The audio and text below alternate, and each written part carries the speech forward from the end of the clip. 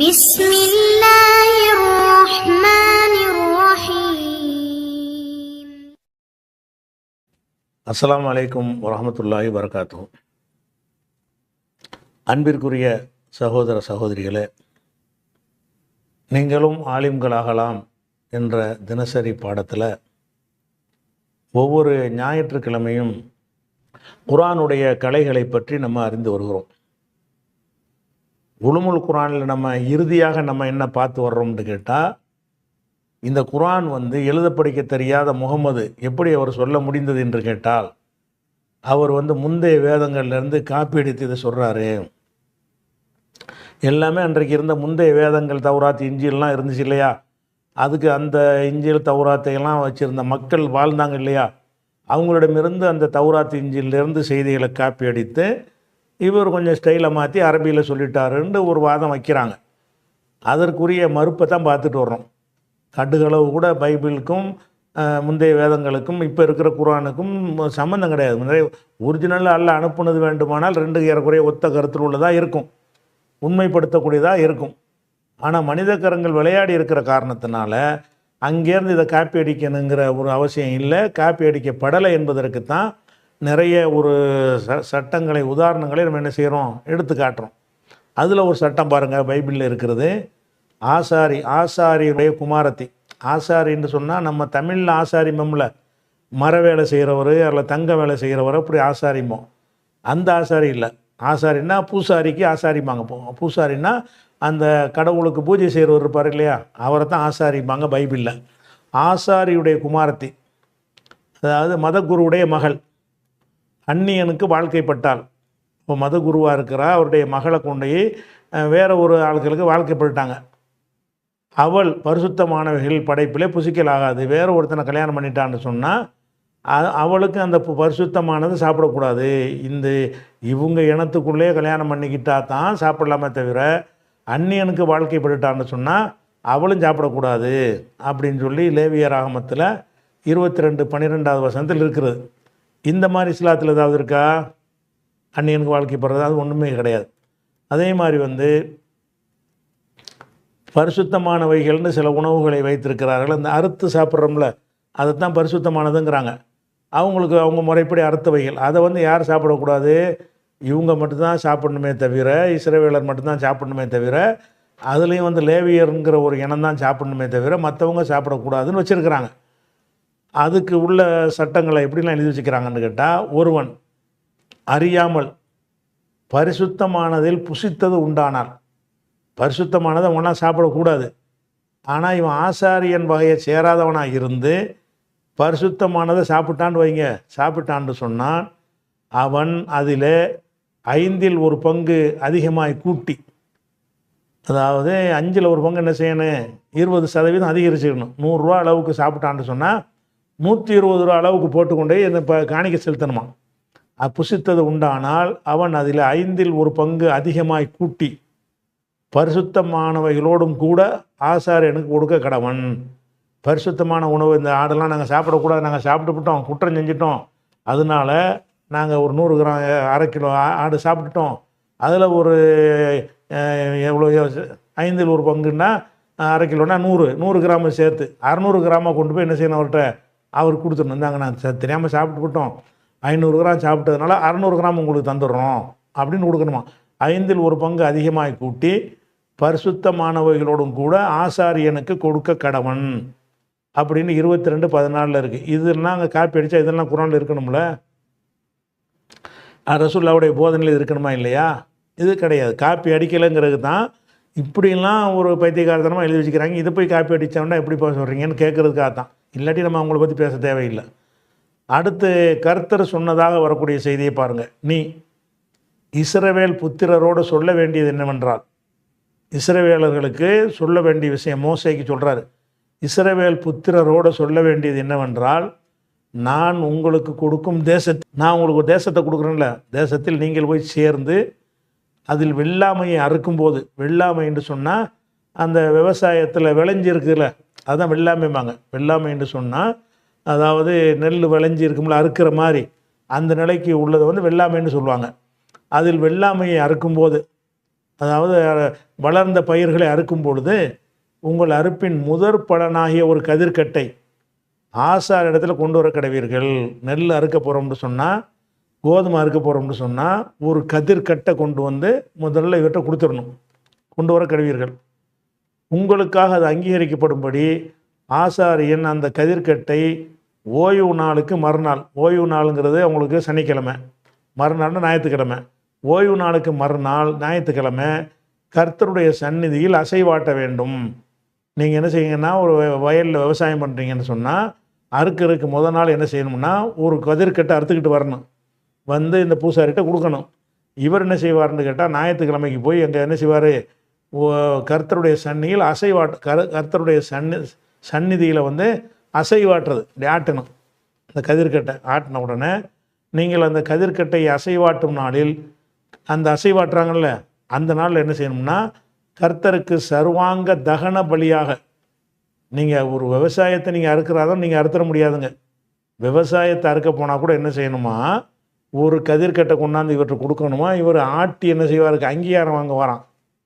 அது மாத்திரம் இல்லாமல் தகன பலியாக அது ஒரு பலி கொடுக்கணுமா, ஒரு வயதான பழுதற்ற ஆட்டுக்குட்டியை வந்து என்ன செய்யணும், கர்த்தருக்கு சுகந்த வாசனையாக தகன பலியாக ஒரு மரக்காலிலோ 10 பங்கானது எண்ணெயில் பிசைந்ததுமான மெல்லிய மாவாகிய போஜன பலியையும், அதாவது தகன பலின்னு ஒன்று கொடுக்கணுமா. தகன பலின்னா ஒரு ஆட்டுக்குட்டியை, அதாவது அந்த கதிரையும் கொண்டு வந்து கொடுக்கணும், இந்தாங்க நாங்கள் அறுக்க செய்ய போகிறோம், கடவுளுக்கு காணிக்க கொடுக்கணும், இந்த ஆட்டுக்குட்டியை வச்சுக்கிறங்க அப்படின்னு சொல்லணுமா. அதுக்கப்புறம் வந்து மெல்லிய மாவில் செஞ்ச வந்து என்ன செய்யணும்னா, போஜன பலி இதையும் வச்சுக்கிறங்கன்னு என்ன செய்யணும், மாவை கொண்டாந்து கொடுக்கணும். அப்புறம் திராட்சை பலசத்தில் கார்படியாகிய பானப்படி திங்கிறபடி ஆட்டுப்படின்னு 3 படி கொடுக்கணும். இதெல்லாம் கொண்டாந்து கொடுத்தா தான் நீ அறுவடையே செய்ய முடியும். நீ வயலில் அறுவடை செய்கிறதா இருந்தால் அறுவடைக்கு முன்னாடி என்ன செய்யணும், ஒரு கதிர்கட்டையை கொண்டு வந்துக்கிட்டு இதை அவர்கிட்ட ஆசாரிகிட்ட கொடுக்கணும். அவர் அந்த ஞாயிற்றுக்கிழமை ஆட்டுவார், அந்த தெய்வத்துக்கு முன்னாடி என்ன செய்வார், இந்த ஆலயத்தில் ஆட்டுவார். ஆட்டுறதுக்கு முன்னாடி என்ன செய்யணும்னு கேட்டால், ஒரு தகனப்பலியாக ஒரு ஆட்டுக்குட்டியை கொண்டாந்து கொடுக்கணும். அது மாத்திரம் வந்து போஜன பலி திங்கிற பலியாக என்ன செய்யணும், மாவு ஒரு மரக்கால் மாவை கொண்டாந்து கொடுக்கணும். அதுக்கப்புறம் திராட்சை ரசம், திராட்சை ரசம்னா என்ன, ஒயின்லாம் கொடுக்கணும். திராட்சை பழ ரசத்தில் ஒயின் வந்து என்ன செய்யணும், பானப்படின்னு கொண்டாந்து கொடுக்கணும். இந்த 3ஐயும் கொண்டே கொடுத்தவொன்னே அவர் என்ன செய்வார், நீங்கள் அறுக்கலாம் பர்மிஷன் கொடுத்துருவார். அப்போ நமக்கு நம்முடைய விவசாய நிலத்தை அறுத்து திங்கிறதுக்கு வந்து இந்த காணிக்கையெல்லாம் ஆசாரி கொடுக்கணும்னு சொல்லப்படுது. இந்த புரோகிதத்தன்மை இஸ்லாத்தில் இருக்கா? இப்படி எந்த ஒன்றுக்காவது இப்படி செய்யணும்னு இஸ்லாத்தை சொல்லியிருக்கா? நீ தொழில் பண்ணாலும் விவசாயம் பண்ணாலும் வேறு எது செஞ்சாலும் இந்த மாதிரி பூசாரியை கொண்டு போய் மாட்டை கொடுன்னு ஏதாவது சொல்லப்பட்டிருக்கா? அப்போ காப்பி அடித்து அப்படி தானே இருக்கணும். இங்கேருந்து காப்பி அடித்தோம்னா இதே விஷயம் இல்லாட்டாலும் இதுக்கு ஈக்குவலான ஒரு சட்டம் இருக்கணுமா இல்லையா? அப்படி ஒன்றுமே என்ன இல்லை, குரானில் இல்லை. அப்போ குரானில் அப்படி இல்லைங்கும்போது இது எப்படி குரானில் காப்பி அடிக்கப்பட்டிருந்தீங்க? இது லேவியர் ஆகமத்தில் 23 19 13 வரைக்கும் இருக்குது. அதுக்கடுத்து அவைகளை ஆசாரியன் என்ன செய்வான்னு கேட்டால், முதற் பலனாகிய அப்பத்தோடும் 2 ஆட்டுக்குட்டிகளோடும் கூட கர்த்தருடைய சந்நிதியில் அசைவாட்டும் பலியாக அசைவாட்ட கடவன். கர்த்தருக்கு பரிசுத்தமாகிய அவைகள் ஆசாரியனுடையதாகும். அப்போ என்ன செய்ய, 2 ஆட்டுக்குட்டிகளோட கர்த்தருடைய சன்னதியில் அசைவாட்டணுமா. அசைவாட்டின உடனே அதுக்கு ஆசாரியனு சொந்தமாக போயிடும் அப்படின்னு சொல்லிட்டு என்ன செய்வான்னா, முதற் பலன்னா முதல்ல அறுவடை செஞ்சு வருதில்ல, அது என்ன செய்யணும், அப்பம் சுட்டுட்டு வந்து கொடுக்கணுமா. அப்பத்தோட 2 ஆட்டுக்குட்டியை கொண்டாந்து கொடுக்கணுமா. இது வந்து அறுக்கிறதுக்கு ஒரு பரிகாரம். அறுத்த பிறகு அதை சாப்பிட்றதுக்கு என்ன பரிகாரம்னு கேட்டால், 2 அப்பத்தை சுட்டு கொண்டாந்து கொடுத்து கூடவே 2 ஆட்டுக்குட்டியை வேற கொடுக்கணும். அந்த 2 ஆட்டுக்குட்டியும் வந்து அசைவாட்டுவார் தெய்வத்துக்கு. ஆட்டின உடனே அது ஆசாரணிக்கு சொந்தமாகி போயிடும் அப்படின்னு சொல்லி 23. இதெல்லாம் ஒழிச்சுக்கு தரமட்டமாக்கின மார்க்கம் இஸ்லாம். குரான் இதெல்லாம் எதிர்த்து நின்று போராடுகிறது. இவங்க என்ன செய்கிறாங்க, இங்கேருந்து அது காப்பி அடிக்கப்பட்டதுன்னு அர்த்தம் இல்லாமல் சொல்கிறாங்க. அதாவது இன்னும் சொல்ல போனால், இப்போ கடவுளை வழிபடுறோம், கடவுளுக்கு பூஜை செய்கிறோம், தொழுகை நடத்துகிறோம், அது மாதிரி வணக்கம் செய்கிறோம். அது மாதிரி ஒவ்வொரு மதத்தில் என்ன செய்வாங்க, கடவுளுக்கு பூஜை செய்கிறவங்க இருப்பாங்க. இந்த பூஜை செய்கிறவங்களுக்கு வந்து பைபிளில் ஒரு தகுதி இருக்குது. இந்த தகுதி எப்படி தகுதியாக இருந்தால் பரவாயில்லை, ஒழுக்கமுள்ளவனாக இருக்கணும், அவன் தான் கடவுளுக்கு பூஜை செய்யணும், அல்லது நல்ல ஓத தெரிஞ்சவனாக இருக்கணும், அவன் தான் செய்யணும். இப்படியான ஒரு தகுதிகளை சொன்னார்கள்னா அது உலகமே ஏற்றுக்கிறோம், யாரும் ஏற்றுக்குருவாங்க. எந்த ஒன்றுக்கும் ஒரு குவாலிஃபிகேஷன் இருக்குல்ல. மந்திரமே அந்த வேதமே தெரியாதவன் இப்படி பூஜை செய்வான்னா பரவாயில்லை. இவங்க என்ன செய்கிறாங்கன்னா மனுஷனுக்கு சம்பந்தம் இல்லாமல் இறைவனுடைய படைப்புல ஊனமாக இருப்பாங்கல்ல அவங்களையெல்லாம் கிட்ட விடாதங்கிறாங்க. பெண்ணும் கர்த்தர், அது கர்த்தர் சொன்னாராம், மோசையிட சொன்னாராம், நீ ஆரோனோடும் பேசியதை சொல். மோசையிட்ட சொல்கிறான், நீ ஆரோனோடுன்னா ஹாரூன் நபி இருக்கார்ல அவரை பற்றி சொல்கிறாங்க, ஆரோனோடு பேசியதை சொல். உன் சந்ததியாருக்குள்ள அங்க வீனம் உள்ளவர்கள், அங்க வீனம்னா உடல் ஊனம் உள்ளவர்கள், அங்கத்தில் ஈனம் குறைபாடு, அங்கத்தில் ஈனம் உள்ளவர்கள்னா உடல் ஊனம் உள்ளவர்கள் அர்த்தம். அப்போ உன்னுடைய சந்ததியரில் ஹாரூனுடைய சந்ததியாக இருந்தாலும் அங்க வீனம் உள்ளவர்கள் தலைமுறை தோறும் கடவுளின் அப்பத்தை படைக்கும்படி கிட்டி வரலாகாது. கடவுளுடைய அப்பத்தை கடவுளுக்கு படைக்கிறதுக்கு நுண்டி மொடம் கூணு குருடெல்லாம் வரக்கூடாது, நெருங்கக்கூடாது. அதுக்கு தப்சீராக வேற வருது, குருடன் சப்பானி, முக விகாரம் உள்ளவன், முகம் வந்து விகாரமாக கோரமாக இருக்கிறவன், அளவுக்கு மிஞ்சி நீண்ட அவயவம் உள்ளவன், அளவுக்கு மிஞ்சி கை காலெலாம் பெருசு பெருசாக இருக்குது, உறுப்புகள் நீளமாக இருக்குது அவன், கால் ஒடிந்தவன், கை ஒடிந்தவன், கூணன், கூணம் போட்டுற கூணல் வந்துச்சுல கூணன், அதிக மெலிஞ்சவன், ரொம்ப மெலிஞ்சவன், பூ விழுந்த கண்ணன், கண்ணில் பூ விழுந்த மாதிரி இருக்கான் அவன், சொரியன், அசர் உள்ளவன், அசர்னா அந்த தேமல் மாதிரி படை சிறங்கு உள்ளவன், விதை நசுங்கினவன், விதையை நசுக்கி விட்டாங்க அவன் ஆகிய இவர்கள் கிட்டி வரலாகாது. கடவுளுக்கு பூஜை செய்கிறதுக்கு, தொழுகை நடத்துறதுக்கு, தலைமை தாங்குவதற்கு வர்றதா இருந்தால் என்ன இருக்கணும், சொறி பிடிச்சவன் வரக்கூடாது, பூ விழுந்த கண் வரக்கூடாது, மெலிஞ்சு போனாண்டா நீ போ கடவுளுக்கு நீ உனக்கு தகுதி கிடையாதுன்றான். கூணல் விழுந்து வயசானவன் ஆகிட்டான்னு வைங்க, கூணல் விழுனா வராத ஊடு, கை ஒடிஞ்சவன், கால் ஒடிஞ்சவன், இவங்க இதுமாதிரிலாம் நம்ம இறக்கப்படுறதை விட்டுட்டு இவங்களெல்லாம் கீழ் சாதி கிட்ட நெருங்க விடக்கூடாது. டீசெண்டான ஆட்களுக்கு தான் கடவுள், ரொம்ப டீசெண்டாக ஆரோக்கியமாக இருக்கிறாங்கள கோட்டு சூட்டு போட்டவங்களுக்கு தான் கடவுள். அப்படி இல்லாதவர்கள் என்ன செய்யக்கூடாது, கிட்டையே வரக்கூடாது என்று சொல்கிறது என்ன, கருநிறத்து பிலாலை கொண்டு வந்துக்கிட்டு பாங்கு சொல்வதற்கு ஏற்படுத்தின இஸ்லாம் என்ன, எப்படி காப்பி, இதுலேருந்து எப்படி அது காப்பி அடிக்கப்பட்டிருக்கும். இது லேவியராகமத்தில் 21:16 23 வரைக்கும் இருக்கிறத பார்க்குறோம். அதே மாதிரி அப்பொழுது அந்த திசை இயேசு காலத்தில் நடந்த ஒரு சம்பவம், அந்த சம்பவத்தை பைபிள் சொல்லுது.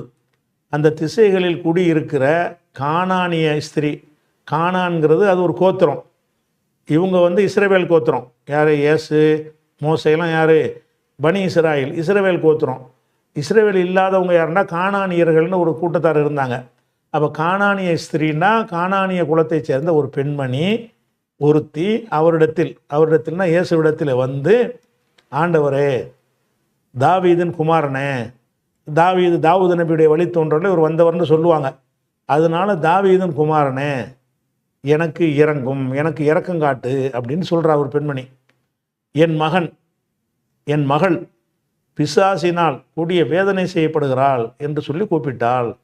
என் மகளுக்கு பேய் பிடிச்சிருக்குது, நீங்கள் தான் என்னத்தையாவது பண்ணணும் அப்படின்னு சொல்லி கானானிய ஸ்திரீ வந்து ஒருத்தி கூப்பிட்டாலாம். அவளுக்கு பிரதியுத்திரமான ரிப்ளை, பிரதியுத்திரம்னு எது சொல்லுவாங்கன்னா பதில் கொடுக்குற விதமாக அவர் ஒரு வார்த்தையும் சொல்லவில்லை. அப்பொழுது அவருடைய சீடர்கள் வந்து, அவர் இப்போ இந்த அம்மா கேட்குது, பிள்ளைக்கு பேய் பிடிச்சிருக்குதா பண்ணுங்கன்னு சொல்லி, அவங்களுக்கு அந்த பேயெல்லாம் நம்புகிறவங்க கிறிஸ்தவர் நம்புவாங்க, அந்த பேயை வச்சு தான் வளர்ப்பாங்க. பேய் விரட்டுறதுக்குலாம் பெரிய ஒரு குருடர் பார்க்குறாரு செவிடர் கேட்குறாரு மாதிரி பேய் விரட்டுற நிகழ்ச்சி அவங்க நடத்துவாங்க.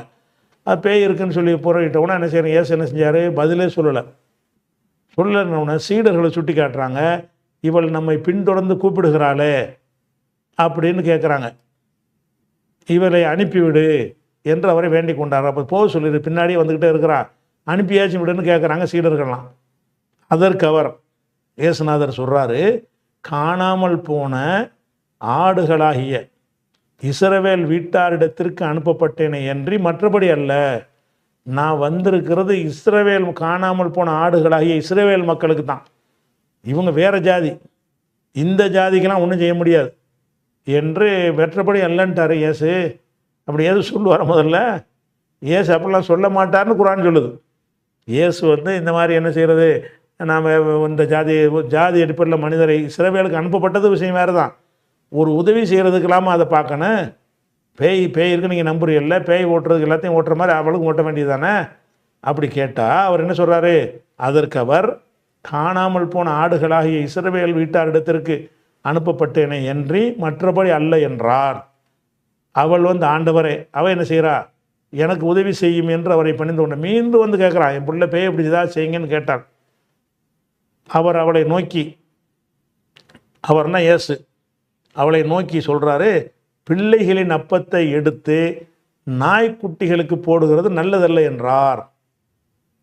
அதாவது பிள்ளைக்கு அவன் வச்சிருக்கிற அப்பத்தை வந்து நாய்க்குட்டி கேட்குறான். உன் பிள்ளைலாம் நாய்க்குட்டி மாதிரி உள்ளது. இஸ்ரவேல் மக்கள்லாம் பிள்ளைகள் மாதிரி மனிதர்கள். அப்போ எங்கள் பிள்ளைக்கு உள்ள அப்பத்தை எடுத்து நாய்க்கு போடுவோமா? போடுகிற நல்லதல்ல என்றால். அதற்கு அவள், மெய்தான் ஆண்டவரே, ஆயினும் நீ சொல்கிற சரிதான், நாங்களாம் நாய்க்குட்டி தான், நீங்கள் தான் மேலான ஆளுக்க அப்படின்னு ஒத்துக்கிட்டு அந்த சொல்கிறது. நாய்க்குட்டிகள் தங்கள் எஜமானின் மேஜைகளிலிருந்து விழும் துணிக்கைகளை தின்னுமே. நாய்க்குட்டிகள் கூட எஜமான் சாப்பிட்டு போடுற அந்த உள்ள துணிக்கைகள் இருக்க கீழே உள்ள சிந்தக்கூடியவைகள் அதை சாப்பிடத்தானே செய்யும். அந்த மாதிரியாச்சும் எங்களுக்கு உதவி செய்யுங்களேன்னு கேட்குறான். அப்போ இது மத்தேயுங்கிற பைபிளுடைய புதிய ஏற்பாட்டில் மத்தேயுல 15வது அதிகாரத்தில் 22லேருந்து 27 வரைக்கும் உள்ள வசனத்தில் இருக்கிறது. அப்போ ஒரு எனக்கு பேய் பிடிச்சிருச்சியும் குணமாக்குன்னு கேட்குறாங்க. பேசாமல் இருக்கிறாரு. சீடர்கள்லாம் வந்துக்கிட்டே இருக்காங்க, ஃபாலோ பண்ணி வருது, அனுப்பியாச்சு விடுங்கங்கிறாங்க. அப்போ என்ன செய்கிறாரு, நான் வந்து காணாமல் போன இஸ்ரவேல் மக்களுக்கு அனுப்பப்பட்டனே தவிர இவள் எதுக்கு என்னோட வர்றா அப்படின்னு சொல்கிறாரு. அது அவளுக்கு காதில் விளங்குற விதமாக சொல்கிறாரு. அந்த பெண் என்ன செய்கிறா, இந்த மாதிரி எங்களுக்கு எதாவது செய்யுங்களேன்னு திருப்பி கேட்டவுடனே, பிள்ளைகளுடைய அப்பத்தை நாய்க்குட்டிக்கு போட முடியாது, நீலாம் நாய் போ நாயேன்னு சொல்கிற மாதிரி சொல்கிறார். அதுக்கு அந்த பொம்பளை என்ன சொல்லுதுன்னு கேட்டால், சரி நாயாகவே இருந்துட்டு போகிறேன், நாய் கூட சில மிச்சம் மீதியை கொடுக்கத்தானே செய்வீங்க, அப்படி தாங்களான்னு கேட்குது. அப்போ இந்த அளவுக்கு மனிதர்களை வந்து பிறப்பால் இழிவுபடுத்தி கேவலப்படுத்தக்கூடிய ஒரு விஷயத்தை இயேசு சொல்ல மாட்டார் என்று குர்ஆன் சொல்லுகிறது, இஸ்லாம் போதிக்கிறது. நீங்கள் இயேசுவின் பெயரால் இந்த விஷயத்தை என்ன செய்கிறீங்க, மனித குலத்தை பேதப்படுத்தினார் என்று நீங்கள் சொல்கிறீங்களே, இது எப்படி வந்து நீ வந்து காப்பீடிக்கப்பட்டதாக இருக்கும்? அதே மாதிரி வந்து இறைவன் வந்து ஒரு கட்டளையிட்டான், ஒரு மரத்தை நெருங்க வேண்டாம்னு கட்டளையிட்டான். இந்த மரத்தை யாரும் நெருங்கக்கூடாது அப்படின்னு சொல்லி எல்லாம் நினைஞ்சான், கட்டளையிட்டான். கட்டளையிட்ட பிறகு என்ன செஞ்சாங்கன்னா, 2 பேருமே மீறினாங்க. மீறி அந்த மரத்தை சாப்பிட்டாங்க. இந்த விஷயத்தை வந்து இஸ்லாத்துலையும் இருக்கிறது, கிறிஸ்தவத்துலையும் இருக்கிறது. கிறிஸ்தவத்தில் எப்படி இருக்குன்னு கேட்டால், அந்த மீறினது இந்த பொம்பளை தான் மீறினுச்சான். ஆம்பளையை வந்து கெடுத்துருச்சான். முதல்ல வந்து பொம்பளை தான் என்ன செஞ்சு, பாம்பு வந்து அவள்கிட்ட பேசுனுச்சான், மயக்கிருச்சான். அதை நம்பி இந்த பொம்பளை தானும் சாப்பிட்டு புருஷனையும் சாப்பிட வச்சுட்டாங்கிற மாதிரி அந்த ஏவாள் மேலே தான் எல்லா தப்புங்கிற மாதிரி பைபிளில் இருக்குது. அப்போ அப்படி செஞ்சதுனால கடவுள் சாபம் போடுறாரு. என்ன சாபம் போடுறாரு, ஸ்திரீன்னா ஹவ்வா, ஏவாளிடமோ நீ கர்ப்பவதியாக இருக்கும்போது உன் வாதையை நான் பெருக பண்ணுவேன், மிகவும் பெருக பண்ணுவேன். நீ வந்து தடை செஞ்சதை சாப்பிட்டுட்ட. தடை செஞ்சது 2 பேரும் தான் சாப்பிட்டாங்க. ஆதாம் தான் சாப்பிட்டாரு, ஏவாள் தான் சாப்பிட்டாங்க. 2 பேரும் உடன்பட்டு பேசி தான் செஞ்சாங்க. 2 பேரும் தப்பு செஞ்சதாகத்தான் குர்ஆன் சொல்லுகிறது. பைபிள் சொல்லுது என்னென்னு கேட்டால், ஆம்பளை நல்லவன், அவனுக்கு இந்த பொம்பளை தான் கெடுத்துருச்சு, அதனால் அந்த பொம்பளைக்கு நான் தண்டனை கொடுக்க போகிறேன்ட்டு பொம்பளையை மட்டும் கடவுள் தண்டிக்கிறார். எப்படி தண்டிக்கிறார்னா, நீ கர்ப்பவதியாக இருக்கும்போது உன் வாதைனா துன்பத்தை, வேதனையை மிகவும் பெருக பண்ணுவேன். கற்பத்தில் வழி தானே, பிரசவிக்கும் போது ஒரு வழி தானே பெரிய வழிங்கிறாங்க. வேதனையை பெருக செய்வேன், வேதனையோட பிள்ளை பெறுவாய் அப்படின்றாராம். அந்த பொம்பளைன்னா வேதனைப்பட்டு பிள்ளை பெறுறாங்க. அதுக்கு என்ன காரணம்னு கேட்டால், தடை செய்யப்பட்ட மரத்தை சாப்பிட்டது தான், அது கடவுள் சபிச்சிட்டார்னு சொல்லி சொன்னாருங்கிறாங்க. இப்படி இஸ்லாம் சொல்லுதா? 2 பேருமே தப்பு செஞ்சாங்க, 2 பேரும் மன்னிப்பு கேட்டாலும் 2 பேரும் மன்னிப்பு எல்லாம் ஏற்றுக்கிட்டான் இருக்குது. ரப்பனா தலமுனா அம்புசனா இல்லம் தகஃபில்லனா ஓ தரஹம்னா லனகுன மினல் ஹாசிரீன். இறைவா, நாங்கள் தப்பு செஞ்சிட்டோம், 2 பேரும் சேர்ந்து தப்பு செஞ்சிட்டோம், எங்களை நீ மன்னிக்கலைன்னா நாங்கள் பெரிய நஷ்டவாளி ஆயிடுவோம்னு அவங்க துவா செஞ்சதாக குர்ஆன் சொல்லுகிறது. இவங்க என்ன செய்கிறாங்கன்னா, அதில் மன்னிக்கவே இல்லை, உனக்கு வந்து இந்த மீறி அதை சாப்பிட்ட காரணத்தினால உனக்கு என்ன செய்கிறேன், புள்ள பெறும்போது வேதனையை நான் பெருக பண்ணுவேன், வேதனையோடு புள்ள பெறுவாயின்னு சொன்னாராம். அப்போ இது என்ன, இது இந்த கருத்தை இஸ்லாம் ஒத்துக்கிறதா? குர்ஆன் இதை ஒத்துக்கிறதா, மறுக்குதா? அப்போ இப்படி காப்பி. இன்னொன்று கவனிக்கணும், இது குர்ஆன் பக்கம் ஒரு இது பைத்தியகாரத்தனமாக இருக்குது. வேதனை வந்து மனுஷன் மட்டும்தானே வேதனையோட புள்ள பெறுறாங்க. மாடு கண்ணு போடும்போது வேதனைப்படாதா? ஆட்டுக்குடி செய்யாத எல்லா கோழி கூட முட்டையிடும்போது வேதனைப்படத்தானே செய்யும். இந்த வேதனைப்படுவது பெண்கிற தன்மைக்கு உள்ள எல்லாத்துக்கும் உள்ளது தவிர மனித பெண்களுக்கு மட்டும் உள்ளது இல்லையே. இதை தண்டனை கொடுத்த மாதிரி சொல்கிற பிரசவம்னால அப்படி தானே இப்போ இருக்குங்க.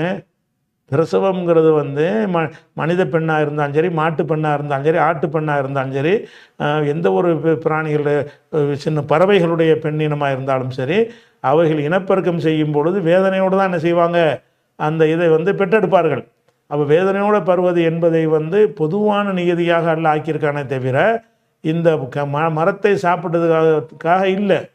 இதில் மரத்தை சாப்பிட்டதுக்குன்னா இப்போ மனித இனத்தில் உள்ளவங்க மட்டும்தான் வேதனையோட பிள்ளை பெறணும்.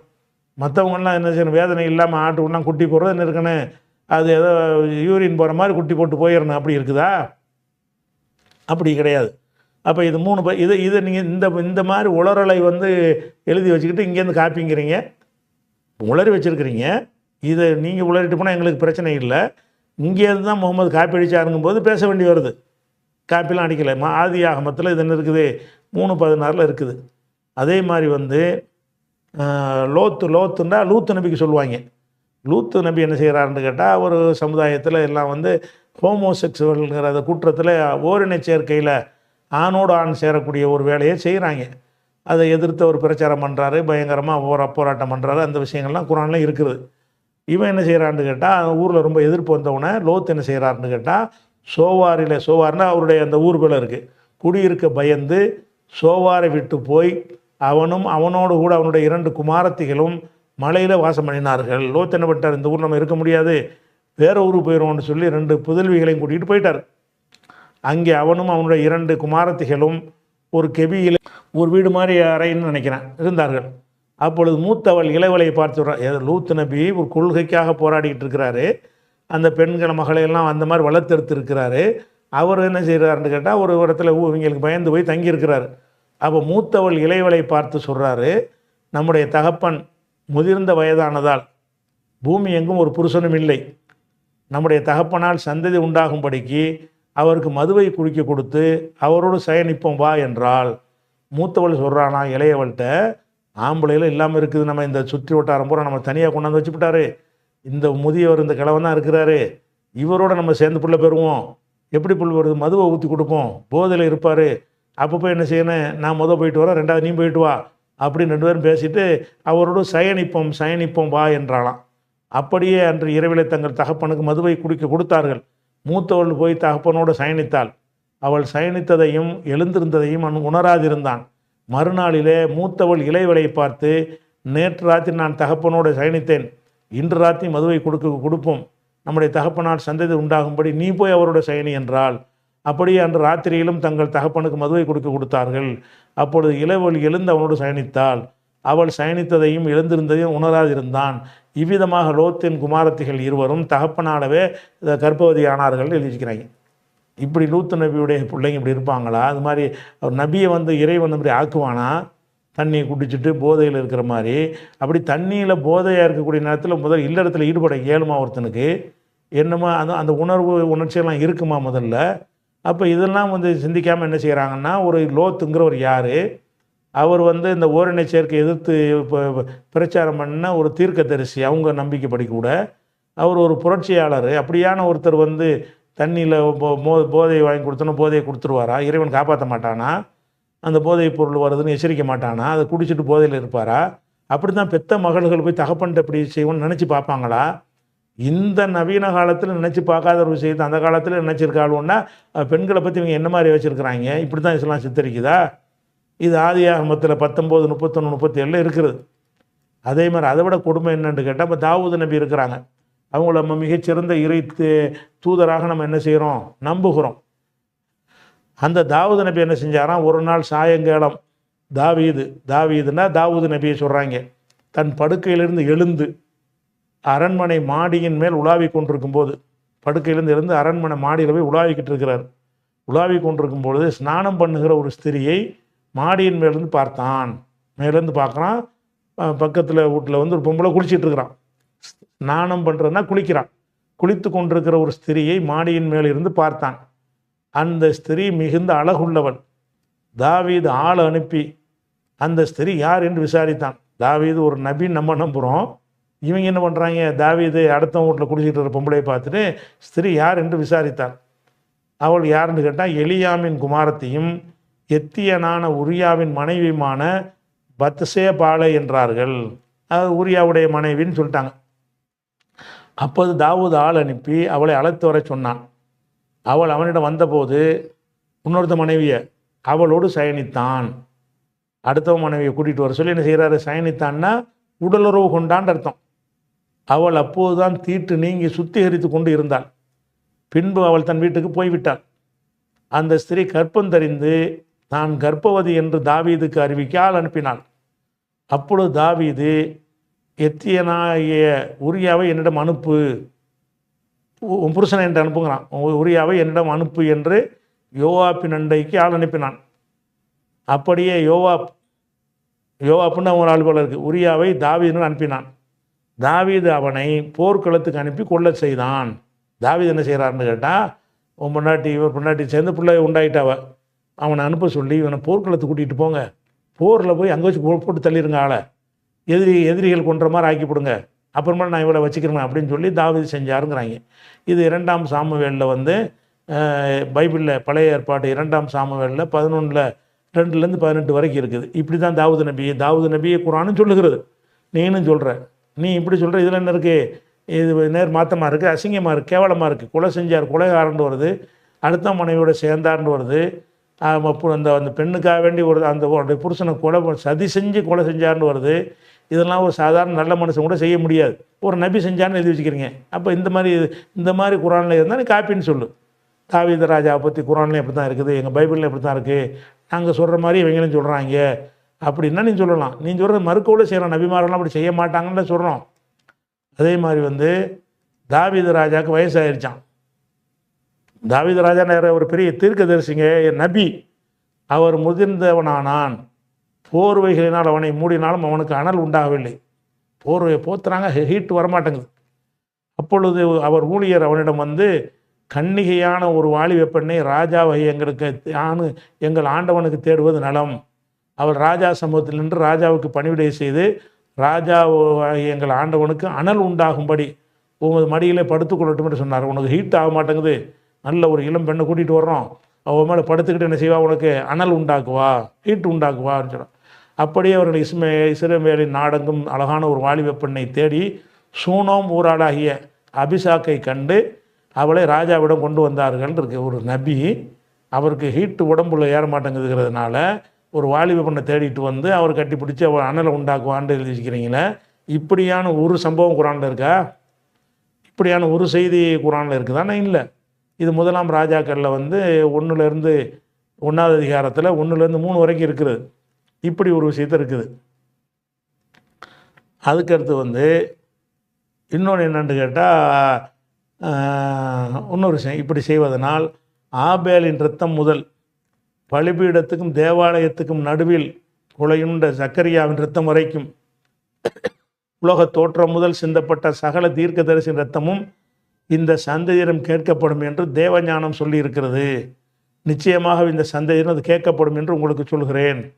இயேசு சொல்கிறார். இயேசு என்ன சொல்கிறாருன்னு கேட்டால், மக்களுக்கு சொல்கிறாரு. ஆபேல்னா யாருன்னு கேட்டால், ஆதமுக்கு 2 பிள்ளை இருந்தாங்கன்னு சொல்கிறோம்ல, ஹாபீல் அப்படிங்கிறோம்ல, அவன் ஹாபீலை தான் ஆபேலுங்கிறான். அப்போ ஆபேலுடைய ரத்தம், ஆபேலை கொன்ற ரத்தம் இருக்க அந்த இரத்தத்துக்கும் ஜக்கரியா நபியை கொலை பண்ணீங்கல்ல அந்த இரத்தத்துக்கும் இதுவரைக்கும் நடந்த அத்தனை கொலை இரத்தத்திற்கும் அவருடைய சந்ததியாக இருக்கிற உங்கள்கிட்ட கேள்வி கேட்கப்படும்னு ஏன் சொல்கிறார். அப்படி கேட்கப்படாது. ஜக்கரியாவை ஒருத்தங்க கொலை செஞ்சாங்கன்னா அவனை தான் கேள்வி கேட்கப்படும். ஆதமுடைய ஆபேலுடைய ரத்தத்துக்கு காபீலை தான் எல்லா கேள்வி கேட்பானே தவிர நம்மளெல்லாம் கேட்க மாட்டான். ஏசு என்ன செய்கிறாருன்னு கேட்டால், இப்படி செய்வதனால் ஆபேலின் ரத்தம் முதல், காபீலை கொலை செஞ்சாங்களே அந்த ரத்தம் முதல் பலிபீடத்திற்கும் தேவாலயத்துக்கு நடுவில் கொலையுண்ட ஜக்கரியாவின் ரத்தம் வரைக்கும், பலிபீடத்துக்கும் தேவாலயத்துக்கிட்ட வச்சு இது ஜக்கரியா நபியை கொலை பண்ணிவிட்டாங்க, அவருடைய ரத்தம் வரைக்கும் உலக தோற்றம் முதல் சிந்தப்பட்ட சகல தீர்க்கதரிசியின் ரத்தமும் இந்த சந்ததியிடம் கேட்கப்படும் என்று சொன்னார். இதுவரைக்கும் எத்தனை ரத்தம் சிந்தப்பட்டுச்சு, அத்தனை தீர்க்கதரிசிகளை கொலை செஞ்சதை பற்றியும் உங்களை விசாரிப்பார் என்று கர்த்தர் விசாரிப்பார் என்று சொன்னார். இஸ்லாம் என்ன சொல்லுது? ஒருவன் பாவத்தை ஒருத்தன் சுமக்க மாட்டான். ஆதமுடைய மகன் கொலை செஞ்சான்னு அவன் தான் கொலையாளி. அதில் மற்ற எங்களில் யாருக்கும் அதில் எந்த ஒரு பங்கும் இல்லைன்னு இஸ்லாம் சொல்லுகிறது. வலா தசிறு வாசிரத்துன்னு விசிற ஊஹ்ரா, ஒரு சுமையை மற்றவர் சுமக்க மாட்டார்னு சொல்லுது. அதே மாதிரி சக்கரியா நபியை அவன் கொலை செஞ்சிருந்தான்னா கொலை செஞ்சானே அவன் தான் குற்றவாளியை தவிர அந்த வழித்தோன்றல வர்ற கொள்ளு பேரன் எள்ளு பேரெல்லாம் குற்றவாளி இல்லைன்னு இஸ்லாம் சொல்லுகிறது. இயேசு என்ன செய்கிறாரு, எல்லாரும் குற்றவாளிங்கிறார். அப்போ இது இஸ்லாமிய ஃபண்டமெண்டலுக்கு மாற்றமாக இயேசு சொல்கிறாரு. இதில் நாங்கள் காப்பி அடித்தோன்னு இவங்க சொல்கிறீங்க. இது லூக்காவில் 11:50 51 வரைக்கும் இருக்குது. அதனால் காப்பி அடித்ததாக சொல்கிறதுக்கிற இந்த வாதம் சரியில்லை என்பதற்கு பைபிளில் இருந்து சில எடுத்துக்காட்டுகளை வாசித்தா வண்டியாக சொல்லலாம். விவாதங்களில் இது மாதிரி நிறைய எடுத்து சொல்லியிருக்கோம். வண்டியாக சொல்லலாம், நமக்கு போதுமான உழவு போதும். கண்டிப்பாக இல்லை, பைபிளுக்கு சம்பந்தமே இல்லை. குரானுடைய போதனைக்கு பைபிளுக்கும் அடவே என்ன இல்லை, ஒரு சம்பந்தம் இல்லை. அவ்வளோ டோட்டல் டிஃப்ரெண்ட்டாக இருக்கும் பொழுது அங்கேருந்து காப்பி அடிச்சு என்று சொல்வது அறிவீனமான ஒரு வாதம். காப்பி அடிக்கப்படலை என்று விளங்கிக்கணும். இப்போ காப்பி அடிச்சுன்னு சொல்லக்கூடியவங்க வேறு என்னென்ன வாதங்கள்லாம் இதை பற்றி சொன்னார்களோ அது குறித்த விவரங்களை இன்ஷால்லா நம்ம என்ன செய்வோம், அடுத்த வாரத்துக்கு பார்ப்போம். அஸ்ஸலாமு அலைக்கும்.